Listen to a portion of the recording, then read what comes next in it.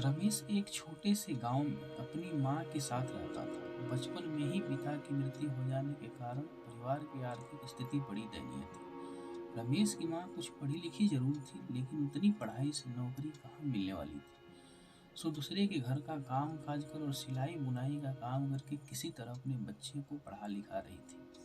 रमेश स्वभाव से थोड़ा शर्मीला था और अक्सर चुपचाप बैठा रहता था। एक दिन जब वो स्कूल से लौटा तो उसके हाथ में एक लिफाफा था। उसने माँ को लिफाफा पकड़ाते हुए कहा, माँ, मास्टर साहब ने तुम्हारे लिए चिट्ठी भेजी है, जरा देखो तो इसमें क्या लिखा है। माँ ने मन ही मन चिट्ठी पढ़ी और मुस्कुरा कर बोली, बेटा, इसमें लिखा है कि आपका बेटा काफी होशियार है। इस स्कूल के बाकी बच्चों की तुलना में इसका दिमाग बहुत तेज है और हमारे पास इसे पढ़ाने लायक शिक्षक नहीं है, इसलिए कल से आप इसे किसी और स्कूल में भेजें। यह बात सुनकर रमेश को स्कूल ना जा सकने का दुख तो हुआ, पर साथ ही उसका मन आत्मविश्वास से भर गया कि वो कुछ खास है और उसकी बुद्धि तीव्र है। माँ ने उसका दाखिला एक अन्य स्कूल में करा दिया। समय बीतने लगा। रमेश ने खूब मेहनत से पढ़ाई की। आगे चलकर वह बहुत बड़ा ऑफिसर बना। रमेश की माँ बूढ़ी हो चुकी थी और कई दिनों से बीमार चल रही थी और एक दिन अचानक उनकी मृत्यु हो गई। रमेश के लिए बहुत बड़ा आघात था। वो बिलख बिलख कर रो पड़ा। उसे समझ नहीं आ रहा था कि अब अपनी माँ के बिना वो कैसे जिएगा। कुछ दिन बाद उसने माँ की पुरानी अलमारी खोली और हाथ में उनका माला, चश्मा और अन्य वस्तुएं लेकर चुमने लगा। उस अलमारी में रमेश के पुराने खिलौने और बचपन के कपड़े तक संभाल कर रखे हुए थे। रमेश एक एक कर सारी चीजें निकालने लगा और तभी उसकी नजर एक पुरानी चिट्ठी पर पड़ी। दरअसल ये वही चिट्ठी थी जो मास्टर साहब ने उसे 20 साल पहले दी थी।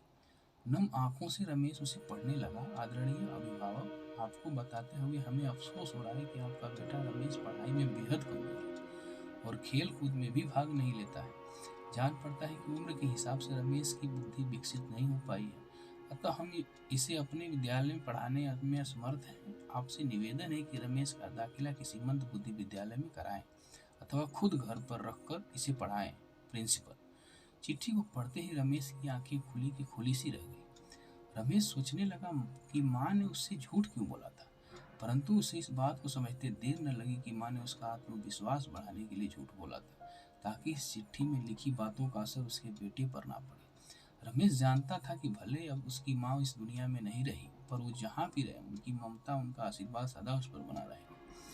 दोस्तों, किसी ने कहा है कि भगवान सभी जगह नहीं हो सकते, इसलिए उसने माएं बनाई।